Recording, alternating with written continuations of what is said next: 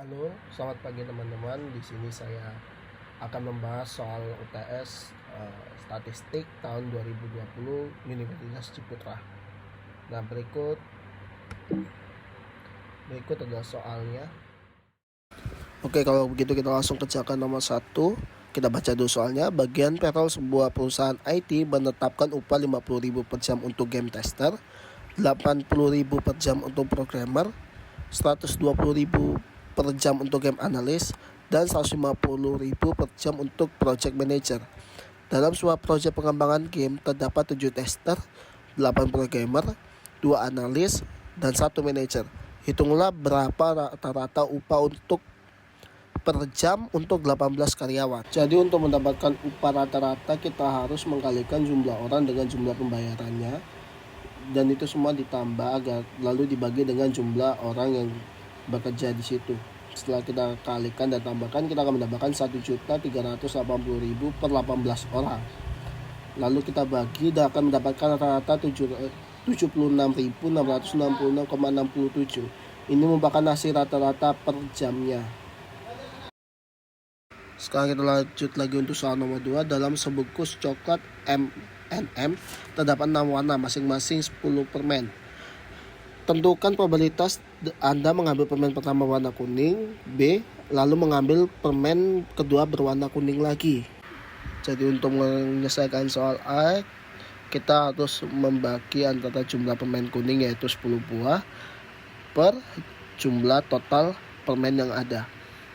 Lalu disarankan jadi 1/6, dan probabilitas kita akan mendapatkan permen kuning untuk pertama kali adalah 0,1167.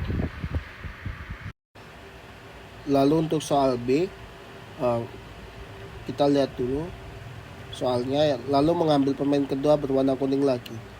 Nah, karena kita telah mengambil satu permen berwarna kuning di pertama kali pengambilan, maka untuk menentukan permen keduanya adalah probabilitasnya adalah 10, yaitu jumlah permen berwarna kuning awal per total permen dikali dengan hasil pengurangan tadi, yaitu dimana tadi kita sudah mengambil satu permen, jadi sisanya adalah 9/59. Lalu hasil kita kali, maka probabilitas kita akan mendapatkan permen kuning untuk kedua kalinya adalah 0,025. Sekarang kita lanjut untuk soal nomor 3. Pertama-tama kita baca dulu soalnya. Distributor tabung gas menyatakan berat tabung gas adalah 15 kg. Untuk mengetahui kebenarannya, maka dilakukan sampling. Data yang diperoleh adalah sebagai berikut. Ini datanya. Kita lanjut. Pada level signifikasi 0,05, dapatkah kita menyimpulkan bahwa distributor tidak merugikan konsumennya? Gunakan 5 langkah pengujian hipotesis dan gambar kurva normal. Jadi untuk pertama kita cari dulu kata kuncinya, yang dimana di sini adalah tidak merugikan. Ini sebagai pacuan kita untuk menentukan H0 dan H1-nya. Jadi karena kita udah tahu kata kuncinya, kita sudah menentukan H0 dan H1-nya. Yang benar H1-nya karena tidak merugikan, berarti kita asumsikan lebih dari 15 kg. Oleh karena itu H0-nya otomatis adalah kurang dari sama dengan 15. Untuk step 2-nya, level signifikannya adalah alpha 0,05 karena sudah diketahui ya. Lalu untuk step 3, di sini kita menggunakan rumus T karena distributornya dan standarnya kita belum mengetahui untuk dua-duanya ya. Untuk standar deviasinya belum kita ketahui.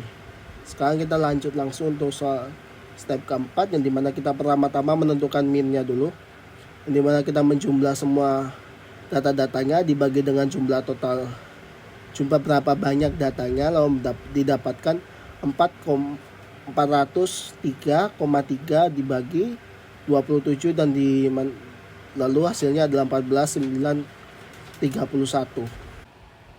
Ya, setelah mendapatkan min di sini kita langsung mencari standar deviasinya.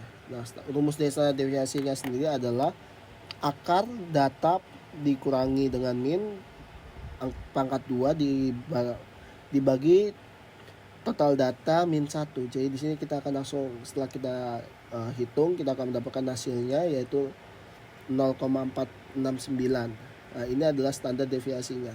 Lalu kita lanjut langsung ke rumusnya. Kita reject H0 T kurang dari T alfa, N-1. Jadi setelah lalu kita hitung dan kita akan mendapatkan hasil adalah 0,7. Lalu kita di sini T alfanya kita masukkan T dan alfanya. Lalu N-1 nya juga dimasukkan.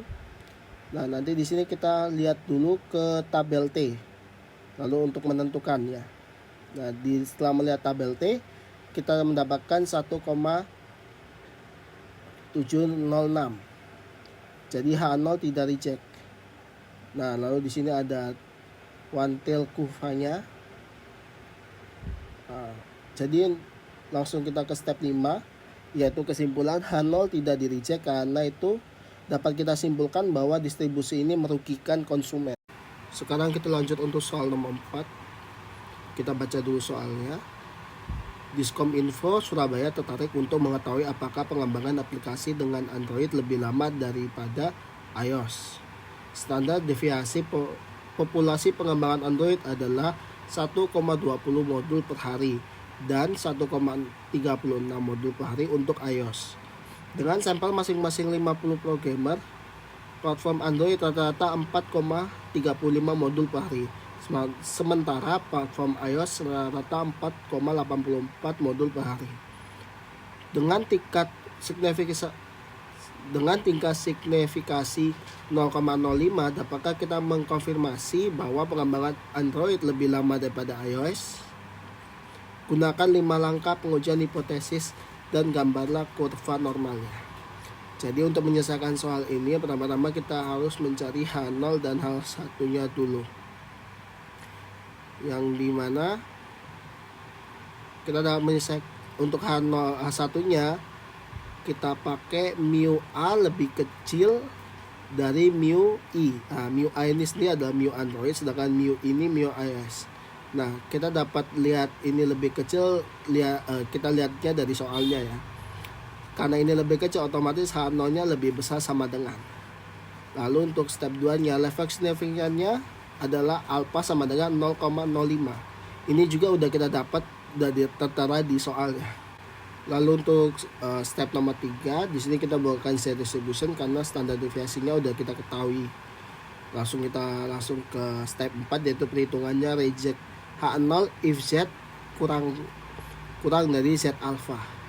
Jadi kita masukkan di sini rumusnya, yaitu Z sama dengan min Android kurangi min iOS per akar standar deviasi Android pangkat 2 per N Android ditambah standar deviasi iOS pangkat 2 per